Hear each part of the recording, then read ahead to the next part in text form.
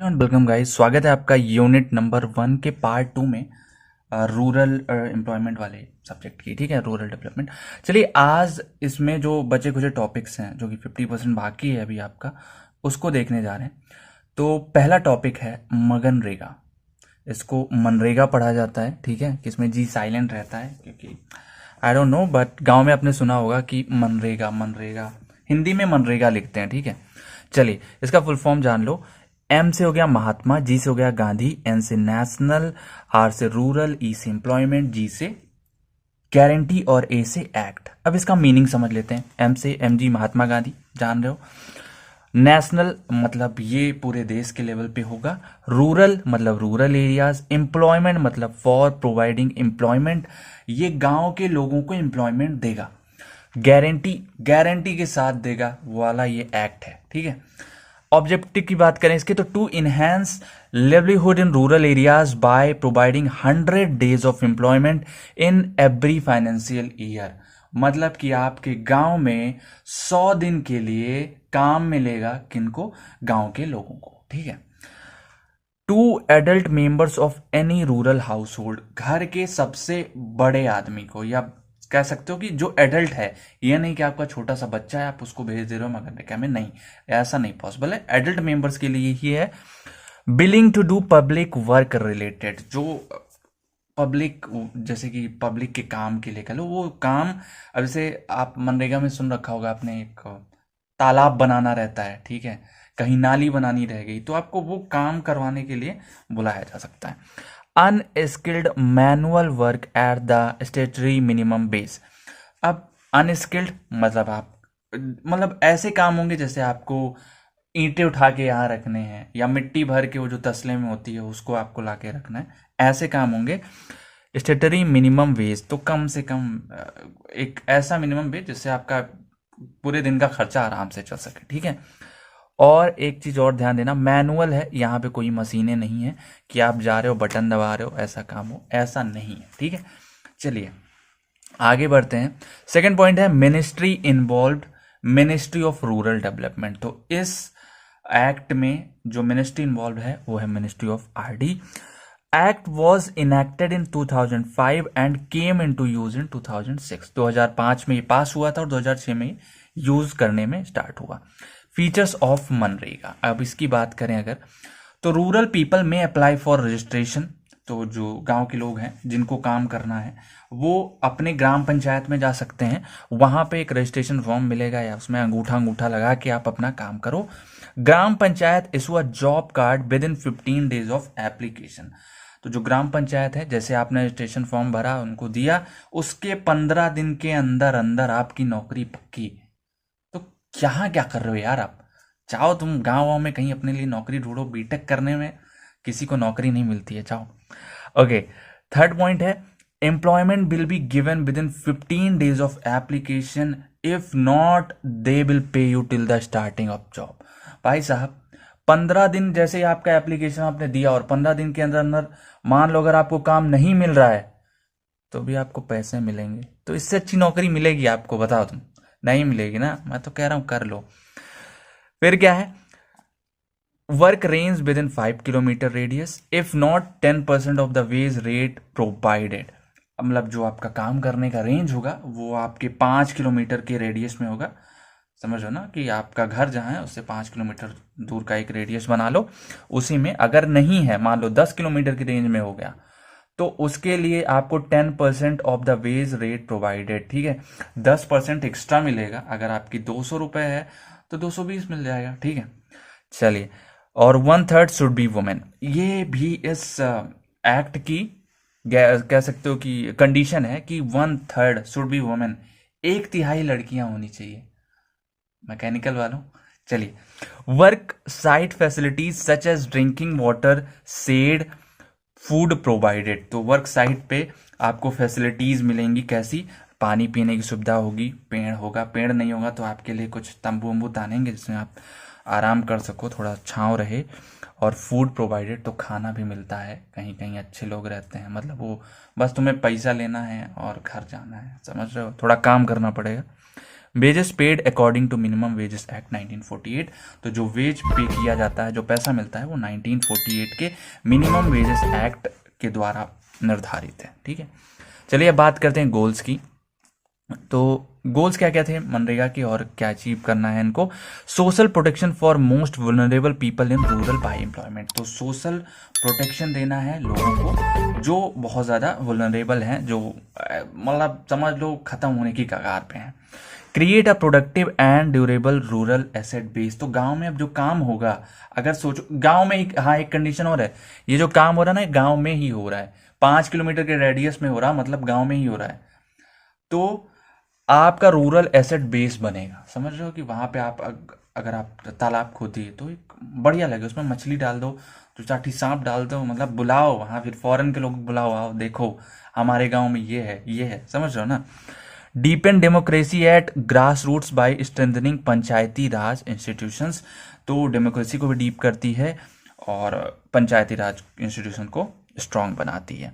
Women empowerment specially एससीज and STs, scheduled caste and scheduled tribes की womens को empowerment मिले कि भाई वो भी कुछ काम कर रही हैं और वो भी आगे बढ़ रही हैं।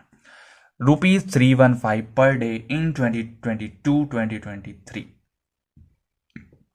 तो सॉरी, तो ₹315 पर डे एक आदमी को मिल रहा है अभी करंट में 2022-2023। तो ₹315 अगर एक दिन का, तो एक महीने का 3 से मल्टीप्लाई कर लेते हैं, 3×5 = 15, 1 3 1 कम 3 1 4, 9,450। बुरा नहीं है वैसे। चलिए तो अगले टॉपिक पे बढ़ते हैं और अगला टॉपिक हमारा है 20 पॉइंट प्रोग्राम्स, TPP। ठीक है, इस प्रोग्राम की बात करें तो मैं इसको आपको बहुत ही अच्छे तरीके से समझाने वाला हूँ, थोड़ा सा आपको ऑपरेट करना। तो पहले बात कर लेते हैं इंट्रोडक्शन क्या है। तो इसको लॉन्च किया था हमारी PM इंदिरा गांधी जी ने। ठीक है, launch by government of India in 1975, 1975 में इसको लॉन्च किया गया था। First revised in 1982 and again in 1986। तो पहले 1982 में इसमें कुछ चेंजेस किया गया, फिर 1986 में चेंजेस किया गया, फिर फाइनली रीस्ट्रक्चर्ड इन 2006 और ऑपरेशन इन प्रेजेंट। मतलब ध्यान से देखो तो इंदिरा गांधी जी ने इसको शुरू तो किया मगर खत्म किसी और ने किया, समझ रहे हो। तो 2006 में इसको रिस्ट्रक्चर किया गया और ऑपरेशन इन प्रेजेंट, ये आज भी ऑपरेशन में है। अब है क्या ये ऑब्जेक्टिव्स? तो basic objectives of 20 point programme is to eradicate poverty. गांव से पॉवर्टी, गरीबी को हटाओ, गरीबी को खत्म करो। Improve the quality of life of poor, जो गरीब हैं उनके जिंदगी की क्वालिटी को बेहतर बनाओ, उनको अच्छा खाना मिले, अच्छा रहने की जगह मिले और प्रॉपर फैसिलिटीज हों। And under privileged population of country, और अंडर प्रिविलेज जो शेड्यूल्ड कास्ट हो गए, शेड्यूल्ड ट्राइब हो गई, इन पॉपुलेशन को भी रिकग्निशन मिले। ओके, आप देखो ये इतनी तो नोट्स हैं तुम्हारी। उसके बाद अगर आपको मैं बताऊं तो 20 पॉइंट्स जो थे मैंने उनकी बात की है और उनको याद करने का एक तरीका बनाया है। तो इसमें नोट्स बस इतनी है और जो 20 पॉइंट है ना, एक एक लाइन में लिखना सबको, ठीक है, और उनको एक्सप्लेन कर ले जाओगे आराम से। तो होता कुछ ऐसा है, एक आदमी अपने कमरे में पंखा लगाया हुआ है, ठीक है, उधर से कटिया उटिया लेके कहीं ट्रांसफार्मर में लगा होगा, बेचारा सो रहा है। ठीक है, सोता रहता है भाई। पहली चीज बेड नहीं है इसके पास, ये जमीन में लेटा है। पहला पॉइंट पॉवर्टी इरेडिकेशन, मतलब गरीबी हटाओ।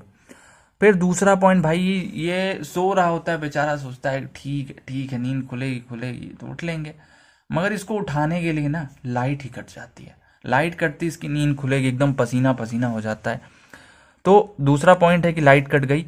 इलेक्ट्रिसिटी टू रूरल एरियाज, गांव में इलेक्ट्रिसिटी होनी चाहिए अच्छी, ताकि आदमी और देर तक सो सके। फिर ये बेचारा बाहर निकलता है, कहता है चलूं थोड़ा जाऊं वॉकिंग शॉकिंग कराऊं। जैसे निकलेगा तो देखेगा रोड खराब है, पूरी रोड खराब, देख रहे हो। तो डेवलपमेंट ऑफ रूरल रोड्स, ये हमारा तीसरा पॉइंट है। भाई कहता है चलो उबड़ खाबड़ ही सही, अपनी आंखें मीचते हुए आगे बढ़ता है। और जब आगे बढ़ेगा तो देखेगा एक आदमी खड़ा है, उससे पूछता है भैया क्या हाल चाल, तो कहता है बढ़िया है। फिर बगल में देखेगा ये झुग्गा झोपड़ी जैसा है, ठीक है, तो पूछता है भैया ये कौन लोग हैं, तो बताता है कि ये स्लम है, बस्ती वाले लोग हैं, अपना तंबू टेंट लेके आते हैं, कहीं लगाएंगे, कुछ दिन रहेंगे, फिर चले जाएंगे। और इधर से नाली बह रही है, देख रहे हो कितनी गंदी नाली। तो चौथा पॉइंट यहाँ से निकल के आता है, improvement of slum areas. Slum areas को इम्प्रूव करना चाहिए, ठीक है। इम्प्रूवमेंट मतलब वो उनको एक घर वर प्रोवाइड करो, ये नहीं कि समझ लो उनकी पॉपुलेशन नहीं बढ़ानी, कि उनको और इम्प्रूवमेंट, उनके रहन सहन की कंडीशन जो उसको सही करना। कितना होता है, फिर उसकी नज़र पड़ती है 3 लोगों पे, 3 लोगों पे नहीं, सिर्फ 2 लोगों पे। एक बच्चा रहता है छोटा सा, जिसकी कंडीशन बहुत खराब रहती, कपड़े नहीं, वो नहीं, तो ये चाइल्ड है, ठीक है। तो चाइल्ड से रिलेटेड आ गया चाइल्ड वेलफेयर। उसी के बगल में देखिएगा उसकी मम्मी खड़ी हैं, ठीक है, थोड़ी दूर पे, मम्मी की भी कंडीशन सही नहीं है, तो वुमेन वेलफेयर, ठीक है, वुमेन वेलफेयर।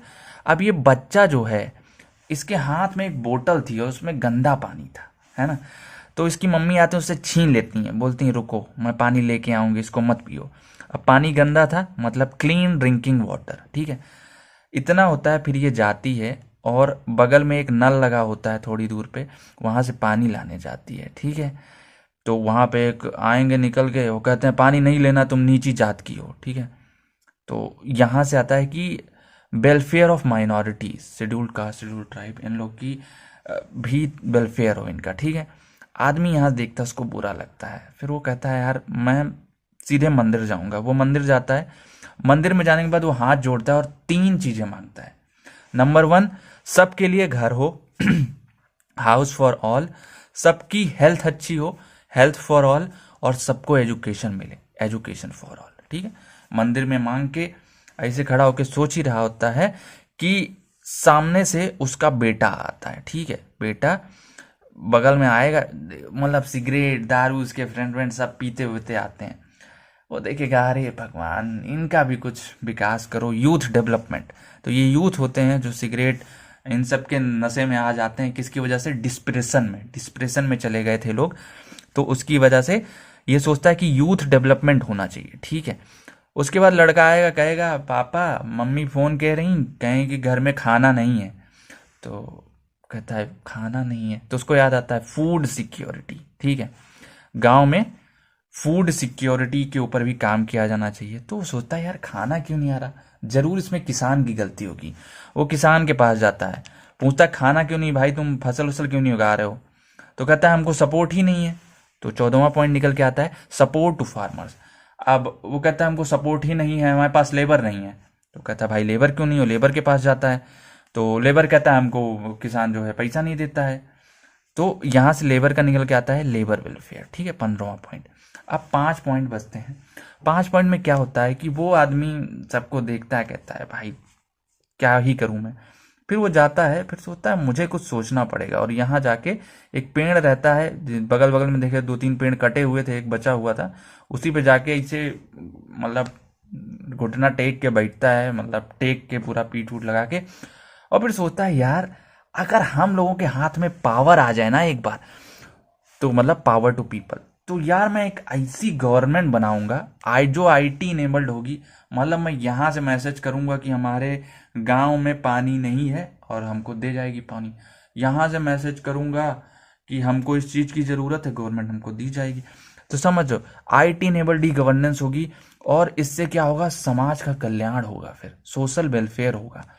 फिर उसके बाद मैं ना एक प्राइमरी स्कूल जिसमें बारात टिकती है ना, उसको मैं उसके बगल एक बढ़िया सा खोलूंगा, उसमें बारात नहीं टिकेगी। बारात टिकने के लिए प्राइमरी वाला चलेगा, मगर मेरे वाले में बच्चे पढ़ेंगे और मतलब 12वीं तक होगा।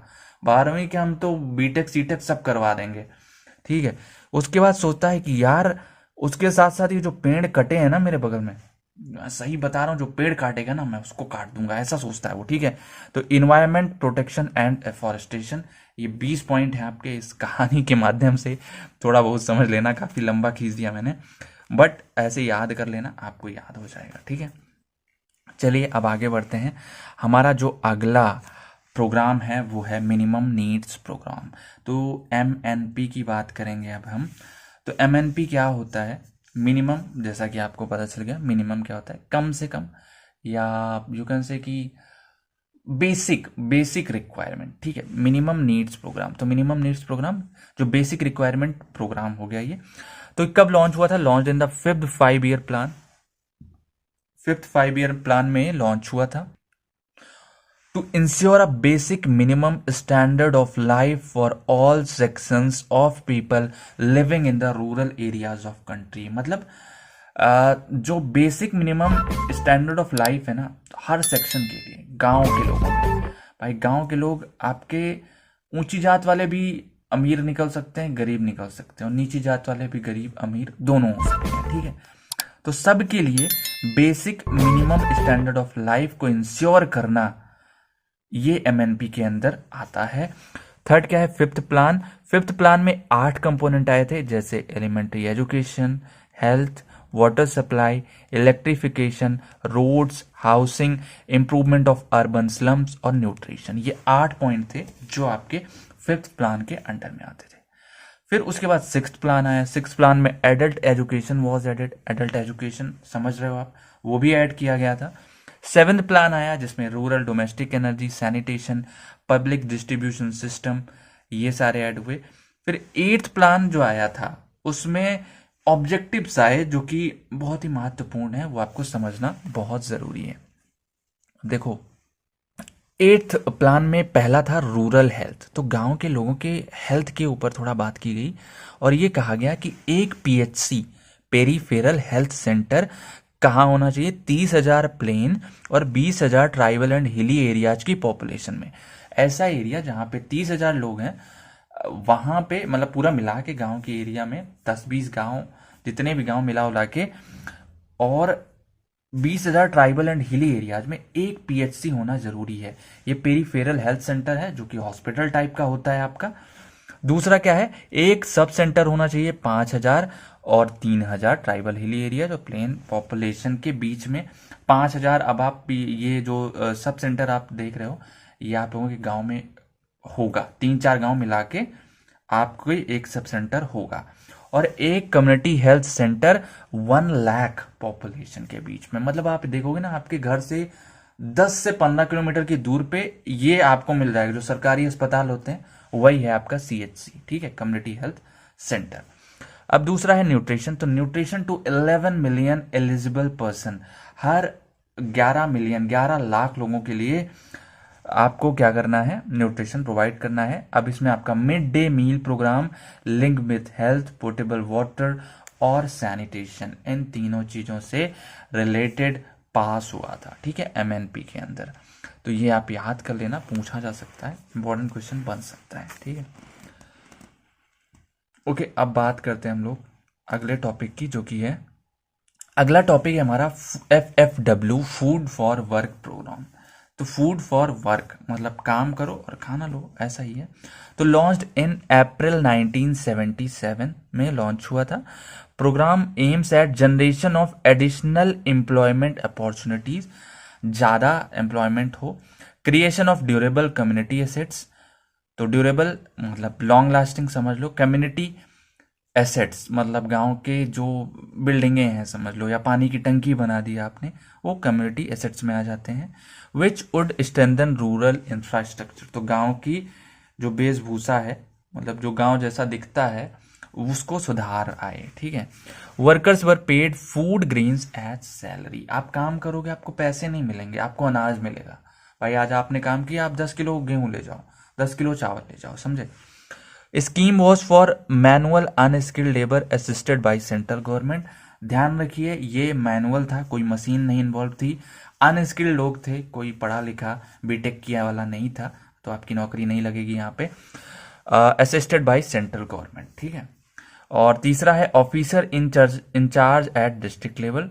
तो जो डिस्ट्रिक्ट लेवल पे जो ऑफिसर इंचार्ज था उसको कौन था? डिस्ट्रिक्ट कलेक्टर था। और इन 2006 गॉट मर्ज विथ मनरेगा। 2006 में अभी ये फिलहाल मनरेगा के साथ मर्ज हो चुकी है, इसका कोई अस्तित्व नहीं है अकेले। ऑब्जेक्टिव्स क्या क्या थे? Primary objective was to save the lives of people by giving them food grains. तो प्राइमरी ऑब्जेक्टिव ये था कि भाई काम तो जो करेंगे, अब देखो काम एक्चुअल में वहां खोजा जाता था, ठीक है, कि ये काम हो यहाँ पे।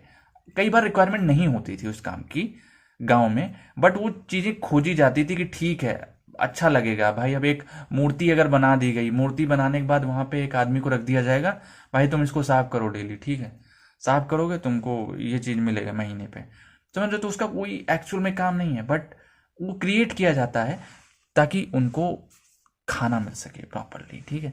Secondary objective, make them do some work for national building such as construction of roads, kachcha to semi kachcha, cleaning historical moments, ठीक है, ग्राउंड वर्क एक्सेट्रा। तो अब भाई हिस्टोरिकल मोन्यूमेंट्स को तुम डेली साफ करो, ठीक, ये काम हो गया तुम्हारा। ग्राउंड वर्क हो गया, रोड जो कच्चा है उसको सेमी कच्चा करो, जो सेमी कच्चा है उसको पक्का करो, तो ये काम थे। चलिए अब आगे बढ़ते हैं। अगला है हमारा NREP, national rural employment programme. नाम से क्या लग रहा है? नेशनल मतलब कंट्री लेवल पे, रूरल मतलब गांव के लोगों के लिए, एम्प्लॉयमेंट मतलब उनको जॉब मिलेगी। ऐसा एक प्रोग्राम इन्होंने लॉन्च किया। कब लॉन्च किया? 1980 में। क्यों? Increase employment opportunities in rural areas, viewed as major step towards poverty eradication, ताकि गांव में पॉवर्टी खत्म हो सके। अब देखो जितने प्रोग्राम मैं अभी बता रहा हूँ 20 पॉइंट प्रोग्राम से लेके, उसमें आप एक चीज डाल सकते हो, पॉवर्टी इरेडिकेशन। अभी देखना कॉमन बताऊंगा मैं तुम्हें, ठीक है। और NREP रिप्लेस्ड FFW प्रोग्राम, तो NREP ने FFW जो आपने अभी जस्ट पढ़ा उसको रिप्लेस कर दिया, मतलब अब वो नहीं है। फंक्शंस क्या थे? Creation of large amount of work for unemployed, ठीक है, तो बहुत ज्यादा मात्रा में मतलब कि काम मिल सके जो अनएम्प्लॉयड है। Creation of durable community assets to strengthen infrastructural facilities in rural areas. अब आप ये ध्यान से देखना, आपने FFW पढ़ा, ठीक है, ये पॉइंट डिक्टो मैंने वहां से उठाया है और आगे भी ये कॉमन होता चलेगा। जहां पे भी ऐसे प्रोग्राम की बात हो वहां पे आप इस पॉइंट को कॉपी कर सकते हो, ठीक है, पहला पॉइंट भी कॉपी कर सकते हो। अब बात कर लेते हैं हम लोग छठे पॉइंट की। In all work under NREP preference was given to landless labourers. तो प्रेफरेंस, ज्यादा प्रेफरेंस दी जाती थी जिनके पास जमीन नहीं है, ठीक है, जो सिर्फ काम करते हैं, जो खेती नहीं करते हैं, उनको ज्यादा प्रेफरेंस मिलती थी। और was centrally sponsored programme, equal sharing पैसा टू स्टेट्स एंड सेंटर, मतलब कि ये सेंट्रली स्पॉन्सर्ड प्रोग्राम था, मतलब जो पैसा था वो स्टेट और सेंटर में बराबर भाग में बटा होता था, ठीक है। और ऑब्जेक्टिव्स क्या थे? ऑब्जेक्टिव्स थे कि generation of additional gainful employment for man and women who are unemployed in rural areas, ठीक है, समझ रहे हो? ये आपका सब जितनी स्कीम FFW में भी कॉमन है। Creation of productive community assets for direct and continuing benefits to poor, रट डालो, ये भी सब में कॉमन होगा। Improvement of overall quality of life in rural area, समझाना है नहीं, ये भी आपका कॉमन है। ये ऑब्जेक्टिव्स आपके आने वाले सारे क्वेश्चंस में कॉमन होने वाले हैं, ठीक है। अब अगला बात करते हैं हम लोग अगले प्रोग्राम की rural landless employment guarantee programme. भाई पुराने वाले से डिक्टो मिलता है, बस एक वर्ड जुड़ा है जो कि है लैंडलेस, ठीक है। तो यहाँ पे लॉन्च्ड इन 1983 एंड 84, जब आपका वर्ल्ड कप हम लोग जीते थे 1983 वाला याद करो, तब ये वाला प्रोग्राम लॉन्च हुआ था। सेंट्रली स्पॉन्सर्ड प्रोग्राम, मतलब कि जो पैसा है वो दोनों जगह स्टेट और सेंटर में बराबर भागों में बटा होगा। ये भी आपका कॉमन पॉइंट है, अभी जनरली आगे भी चलेगा, ठीक है। Most of the objectives and stipulations were same to NREP, वही वाला कॉपी पेस्ट मार देना, नंबर पूरे मिलेंगे। फोर्थ है limited only to landless with guaranteed employment of 100 days. फर्क इतना था पुराने वाले और इसमें कि ये लैंडलेस वालों के लिए ही लिमिटेड था, जिनके पास खेत है वो ये काम नहीं कर सकते। और एक चीज, ये गारंटीड एम्प्लॉयड था कि आपको 100 दिन काम मिलेगा तो मिलेगा, कोई माई का लाल नहीं रोक सकता, ठीक है। अगला है programme design and implementation same as NREP। तो इस प्रोग्राम की जो डिजाइन और इम्प्लीमेंटेशन थी वो सेम थी NREP की तरह, ठीक है। और year marking of funds 25% social forestry में, आपका 25% फंड जाएगा सोशल फॉरेस्ट्री के काम में, 10% जाएगा work benefiting only to SC/ST और 20% जाएगा हाउसिंग अंडर इंदिरा आवास योजना, ठीक है, जिसको हम आगे पढ़ेंगे अभी। RLEGP was merged with NREP इन 1989-90, तो ये भी बचा नहीं है, 1989-90 में 6-7 साल बाद इसको मर्ज कर दिया गया NREP के साथ, ठीक है। ऑब्जेक्टिव क्या थे? Improve and expanding employment for landless for 100 days, ये लाइन इसमें थोड़ा सा यूनिक है 100 डेज के लिए, ठीक है। Creation of productive community assets for direct and continuing benefits of poor, तो ये मैंने कहा था रट लेना, पुराने वाले में तो वही पॉइंट है, कॉपी पेस्ट है। चलिए आगे बढ़ते हैं। JRY, ये क्या है? जवाहर रोजगार योजना, ठीक है, जवाहरलाल जी से रिलेटेड है। और लॉन्च्ड ऑन अप्रैल 1 1989 में इसको लॉन्च किया गया था। Formed by merging NREP plus RLEGP is equal to JRY, तो उन दोनों को मर्ज करके JRY बनी थी, जो पुरानी आपने पढ़ी है। एक्सपेंडिचर्स वर बॉन्ड by central is to state in 80-20 ratio. अब ये सेंट्रली स्पॉन्सर्ड प्रोग्राम नहीं था, ठीक है, कह सकते हो इसमें जो दोनों की जो रेशियो थी वो अलग अलग थी, कि सेंट्रल 80% बियर करेगा और स्टेट 20%, ठीक है। पीपल बिलो पॉवर्टी लाइन पर टारगेट फॉर एम्प्लॉयमेंट, जो BPL के लोग थे उनको टारगेट किया जाता था। अब उसमें आपकी माइनॉरिटीज भी आ जाती थी और जो माइनॉरिटीज नहीं होती थी वो भी आ जाती थी, ठीक है। Preference given to SC/ST freed bonded labourers, ठीक है, तो SC/ST और फ्रीड बॉन्डेड लेबरर्स को ज़्यादा प्रेफरेंस दी जाती थी। और तो और 30% रिजर्व फॉर वुमेन, 30% जॉब जो थी वो वुमेन्स के लिए रिजर्व थी। Gram panchayat involve in planning and implementation of programme, gram panchayat इसमें इन्वॉल्व रहती थी, मेन हेड कह सकते हो। April 1 1999 scheme replaced by Jawahar Gram Samriddhi Yojana, तो 1999 में इसको जवाहर ग्राम समृद्धि योजना एक लॉन्च हुई, उसने रिप्लेस कर दिया। सितंबर 25 2001 स्कीम रिप्लेस बाय संपूर्ण ग्रामीण रोजगार योजना, ठीक, संपूर्ण ग्रामीण रोजगार योजना एक बनी तो उसने जवाहर ग्राम समृद्धि योजना को, मतलब क्या क्या गेम खेल रहे थे लोग, चलो कोई नहीं। फिर ऑब्जेक्टिव्स क्या था? जनरेशन ऑफ, ठीक है, कॉमन है भाई, मैं अब नहीं बोलने वाला, मैं थक गया हूँ बोलते बोलते, तीनों कॉमन है, पुराने वाले से उठा के मैंने कॉपी पेस्ट मारा है और आगे भी सेम होने वाला है, ठीक है। चलिए आगे बढ़ते हैं। तो अब पढ़ेंगे हम 11th, जो कि है CUY, मतलब SEEUY, self employment for the educated unemployed youth, ये आपकी बात हो रही है, ठीक है। तो self employment for the educated unemployed youth, जो पढ़े लिखे गंवार थे, आई मीन बेरोजगार थे, सॉरी गंवार नहीं, पढ़े लिखे बेरोजगारों के लिए ये स्कीम लॉन्च की गई थी। लॉन्च हुई थी 1983 1984, वही जब हम लोग जीते थे वर्ल्ड कप, ठीक है। और scheme was implemented with clear guidelines, मतलब इसमें इन्होंने एक पर्चा छाप दिया कि भाई इसमें ये होना चाहिए। पहली गाइडलाइन क्या थी? एलिजिबिलिटी क्राइटेरिया, कि अगर आप ये काम करना चाहते हो तो आपको BTech करके रखना है, ये काम करना चाहते हो 10वीं पास, ये काम करना चाहते हो तो 4थी पास, ये काम करना चाहते हो तो समझ लो, ठीक है। और इंस्टीट्यूशनल मैकेनिज्म, ठीक, ये सारी चीजें काम करती थी। अब अपार्ट फ्रॉम दिस टारगेट्स, एक टारगेट बनाया गया था कि स्टेट वाइज क्या होगा, डिस्ट्रिक्ट वाइज क्या होगा, बैंक वाइज कौन कौन से लोग जा सकते हैं, ठीक है। Employment was given by setting up industry service and business enterprises of their own, यहाँ पे एम्प्लॉयमेंट कैसे मिलता था? इंडस्ट्री सेट किया जाता था, वहाँ पे आपको जूनियर इंजीनियर बना दिया जाएगा, वहाँ पे आपको कुछ और बना दिया जाएगा, आप निगरानी करोगे, आप सुपरवाइजर बन जाओगे, बहुत चीज़ें थी, ठीक है। And business enterprises of their own, आप अगर आप बिजनेस खोल रहे हो तो वहाँ पे भी आप फाउंडर को फाउंडर जो चाहो वो रख सकते हो, ठीक है। पैकेज ऑफ असिस्टेंस, तो इसमें आपको पैकेज ऑफ असिस्टेंस के तौर पे सब्सिडी मिलती थी, लोन बड़े आसानी से मिल जाता था, ठीक है।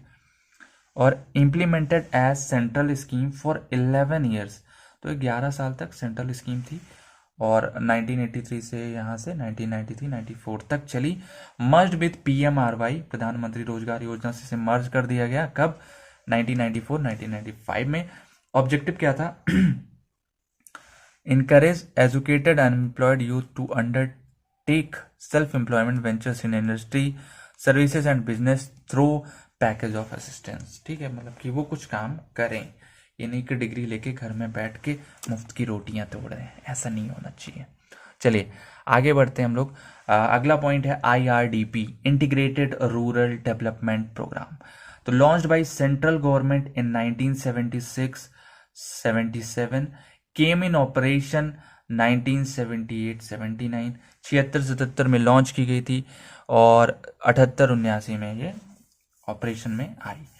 एम क्या था? प्रोवाइड एम्प्लॉयमेंट टू पुअर और opportunity to develop their skills. तो गरीबों को काम देना और उनकी स्किल्स को इम्प्रूव करने की अवसर देना, ठीक है। इम्प्रूव देयर लिविंग कंडीशंस, इन दोनों चीज़ों से क्या होगा? उनकी लिविंग कंडीशंस इम्प्रूव होगी। Beside providing subsidies to people BPL मतलब below poverty line, it also help them to enhance living standards. तो सब्सिडीज देने के अलावा इन्होंने लोगों के जीवन के कार्यशैली पर भी प्रभाव डाला। काफी प्योर हिंदी हो गई। चलिए अगला पॉइंट है considered as one of the best योजनास। तो बहुत ज़्यादा सक्सेसफुल भी हुई थी और इसको बेस्ट योजनास का अवार्ड भी मिला था, ये समझ लो, ठीक है। ऑब्जेक्टिव्स क्या थे? To help families below poverty line and enhance their state of living, clear है। Empower poor by helping them at every level, clear है। Providing productive assets and inputs to its target groups, ठीक है। तो ये तीनों point आपके copy pasted है। चलिए अब हम लोग आते हैं, दो लास्ट टॉपिक बचे हैं। पहला है IAS, इंडियन एडमिनिस्ट्रेटिव सर्विसेज ही नहीं बल्कि इंदिरा आवास योजना की बात होगी यहाँ पे। तो ये लॉन्च हुई थी आपकी 1985 में। इट वॉज अ सब स्कीम अंडर RLEGP, जैसे हम लोगों ने बात की थी वहाँ पे, मैंने बताया था आपको। इसका फुल फॉर्म क्या होता है? रूरल, आगे बोलो आप और इसको कंप्लीट करो, ठीक है। चलिए इसमें क्या है? Flagship housing programme of ministry of RD and worked toward constructing houses of below poverty line population in rural India. तो यहाँ पे जो घर थे ना वो थोड़ा अच्छे लेवल के बनते थे, मतलब आपका किचन देंगे, आपको कमरे देंगे, आपके बाथरूम वगैरह। फ्लैगशिप का मतलब समझ जाओ, मतलब थोड़ा अच्छे लेवल के। और किसके लिए बनते थे? बिलो पॉवर्टी लाइन पॉपुलेशन के लिए, ठीक है। Construction of houses to members, construction of houses to members, तो SC ST, तो किन लोगों के घर बनते थे? ठीक है, construction of houses to members SC ST के बनते थे, फ्रीड बॉन्डेड लेबरर्स के बनते थे, नॉन SC ST और कैटेगरी बिलो PPL, ठीक है, below poverty line. Beneficiaries selected from BPL list by the gram sabha, तो ग्राम सभा एक लिस्ट ले जाती थी और वहाँ से डिसाइड किया जाता था कि किसका घर बनाना है और किसका घर नहीं बनाना है, ठीक है। ऑब्जेक्टिव्स क्या थे? Provide support during construction of houses, लोगों को सपोर्ट देना जब उनका घर बन रहा है तो भी उनको सपोर्ट देना, ठीक है, कि उनको कहाँ रख सकते हैं। दूसरा क्या है? Design house based on requirement of dwellers, तो जैसा घर आप चाह रहे हो वैसा आप बनवा सकते हो, ठीक है। और तीसरा है to promote use of technology and material that is conductive for generating employment, environment friendly और सस्टेनेबल। तो भाई अब पहले घर बनते थे मिट्टी के, ठीक है, फिर इंदिरा आवास योजना में हुआ कि भाई हम घर बनाएंगे बालू से, मोरंग से, सीमेंट से, और बालू लाने के लिए इनको भेज देंगे, मोरंग लाने के लिए इनको, और सीमेंट तो हमारे शुक्ला जी की दुकान से आ जाएगी, ठीक है। तो ऐसा ये लोग प्लान करते थे और इसमें भी काम देते थे, ठीक है, कि आपको लाना है तो दैट इज योर वर्क। तो इससे घर क्या बने? एनवायरमेंट फ्रेंडली रहे, सस्टेनेबल रहे और काम भी मिल सके लोगों को, ठीक है। फिर empower and encourage panchayat to implement housing scheme, ठीक है, ये पंचायत को भी इनकरेज करे कि जो हाउसिंग स्कीम है उसका ज़्यादा से ज़्यादा लाभ मिल सके गांव के गरीब लोगों को। चलिए लास्ट टॉपिक की बात कर लेते हैं जो छूट गया था, ठीक है। ये वेरियस पॉलिसीज एंड प्रोग्राम्स है undertaken by government of India for social security of rural poor. Social security का मतलब यार सामाजिक सुरक्षा एक तरीके से, मतलब कि, और ये सुरक्षा ऐसी सुरक्षा जो तुम्हारी मृत्यु या तुम्हें चोट लगने से रिलेटेड हो, तुम्हें घायल करने से रिलेटेड हो, उससे सुरक्षा की बात होगी, ठीक है। Social security is both a concept and system, तो ये कॉन्सेप्ट भी है और सिस्टम भी है कि कहां से क्या कैसे होगा। Protection of individuals who are in need by state, तो उन इंडिविजुअल्स की प्रोटेक्शन होगी यहाँ पे जिनको जरूरत है, किसके द्वारा? By state. In 2015 3 social security schemes launched, तो 2015 में 3 सोशल सिक्योरिटीज लॉन्च हुई थी। इसको भाई तुमको मैं समझा दूंगा, रटने की कोई ज़रूरत नहीं है, ठीक है। तो APY अटल पेंशन योजना, अटल पेंशन योजना आप गए होगे बैंक का फॉर्म भरते होगे, तो वहाँ पे अगर आपको कोई फॉर्म नहीं समझ में आता ना, आप उसको नो करना, कभी गलती से यस मत कर देना, क्योंकि अटल पेंशन योजना आजकल उसी में से चिपका के लाते हैं। अगर तुमने उसे टिक कर दिया ना तो तुम्हारे बैंक अकाउंट से पैसे कटते रहेंगे हर महीने या हर साल। अब इसमें होता है क्या, अटल पेंशन योजना में open for all Indian citizen 18 से 40 एज ग्रुप। तो अगर आपकी उम्र 18 से 40 के बीच में है तो आप इसके लिए एलिजिबल हो। और under APY guaranteed minimum monthly pension 1000 से 5000। तो आपका पैसा कुछ 40 साल तक इकट्ठा किया जाएगा, ठीक है, आपके बैंक से काट काट के 41वें साल से आपके एक पेंशन आने लगेगी जो कि 1000 से 5000 के बीच में होगी। कुछ भी हो सकती है, 1000 से कम नहीं होगी और 5000 से ज़्यादा नहीं होगी, ठीक है। After subscriber demise spouse of subscriber will receive pension till death. आपके दुनिया को छोड़ जाने के बाद आपकी धर्म पत्नी उस पैसों की हकदार होगी, ठीक है, उसकी मृत्यु तक, ठीक है। और आफ्टर डिमाइज ऑफ बोथ, जब आप और अपने धर्म पत्नी हेवन में या फिर हेल में जब आप मुलाकात कर लोगे तो वहाँ पे जो पैसा आपका था ना वो नॉमिनी को जाएगा। Nominee of subscriber shall be entitled till as 60। तो 60 साल की उम्र तक उसको पैसा मिलेगा। टिल एज 60 का मतलब यहाँ पे जो पैसा इकट्ठा हुआ था, ठीक है, 18 से 40 के बीच में, वो उसको 60 साल की एज तक मिलेगा। अगला क्या है, PMSBY प्रधानमंत्री सुरक्षा बीमा योजना। अगर इसकी बात करें तो इसमें क्या होता है, offers accidental death and disability cover 1 year cover renewed annually. तो इसमें क्या होगा, अगर आपकी एक्सीडेंटली डेथ हो जाती है या कोई डिसेबिलिटी हो जाती है तो उसके लिए आपको कुछ कवर मिलता है, ठीक है। अब आप क्या करते हो, उसमें 1 साल तक आपको कवर मिलता है और आप हर साल उसे एनुअली जो है रिन्यू करवा सकते हो। अब देखो इसमें 2 लाख रुपए मिलेंगे अगर किसी की एक्सीडेंटल डेथ हो गई, ठीक है, तो उसके घर वालों को मिल जाएगा। एंड परमानेंट टोटल डिसेबिलिटी, मान लो आपकी आंखें चली गई, ठीक है। और दूसरा क्या है, 1 lakh for permanent partial disability. अब आपका एक हाथ है उसमें से एक उंगली चली गई तो उसके लिए आपको 1 लाख रुपए मिलेगा, ठीक है। और ऑल इंडिविजुअल्स 18 से 70 age group are eligible to join PMSY। तो 18 से 70 के बीच में जितने लोग हैं वो ज्वाइन कर सकते हैं। बस करना क्या है, 12 रुपये आपको देना है हर साल, ठीक है। इतना तो यार आप फर्जी उड़ा देते हो, एक दिन का रिचार्ज करके दे दो, आप ज्वाइन कर सकते हो इसे, ठीक है। PMJJBY प्रधानमंत्री जीवन ज्योति बीमा योजना। तो इसमें क्या है, 1 year life insurance scheme cover of ₹2 lakh, 2 lakh की धनराशि मिल सकती है आपको। आपके 1 लाख की इंश्योरेंस स्कीम होती है। Offers coverage for death due to any reason, अगर आपकी मृत्यु हो जाती तो आपके घर वालों की लॉटरी लग जाएगी। और कोई भी रीज़न हो, डजेंट मैटर, आप गुटखा खा के मर गए तो भी चलेगा, ठीक है। 18 से 50 एज ग्रुप के लोग एलिजिबल होते हैं। और इसके लिए करना क्या है, आपको एक प्रीमियम देना है 330 रुपए का हर साल हर मेंबर के लिए, और रिन्यूएबल एवरी ईयर है, ठीक है। आप जितने लोगों को चाहते हो, ठीक है। तो मस्त स्कीम है यार, बढ़िया है, मुझे अच्छी लगी। तो बस यही है, पूरी यूनिट मैंने कवर कर दी है। और ओवरऑल यार थोड़ा वीडियो लंबा हो गया, 40 मिनट का ये हो जाएगा, 30 मिनट का वो था पुराना वाला, 30-36 मिनट का, तो 1.5 घंटे का रख लो, ठीक है, 1.5 घंटे से कम है, सॉरी। तो इतना ही है इस यूनिट में। तो आशा करता हूँ आपको समझ में आया होगा।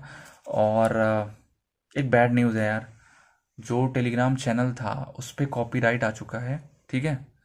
तो मैंने 2 ग्रुप्स बनाए हैं, मैं लिंक आपको अभी डिस्क्रिप्शन में प्रोवाइड कर दूंगा, वहाँ से आप ज्वाइन करो, ठीक है। और यार मैंने वो चैनल लाने की बहुत कोशिश की बट वो आ नहीं पाया। तो मैं चाहता हूँ कि आप लोग प्रॉपरली उस चीज़ को ज्वाइन करो, ठीक है।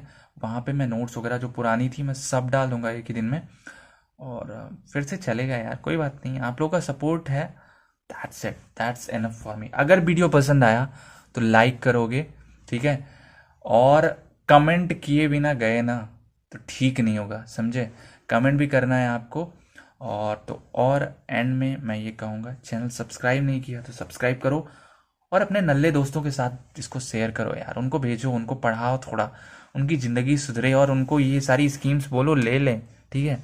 और नॉमिनी अपने आप को बना लेना, बेस्ट है, वो गए पैसा आपका। चलिए ठीक है, बस मिलते हैं आपसे अगली वीडियो में, तब तक के लिए प्यार बनाए रखिए, लव यू, बाय बाय।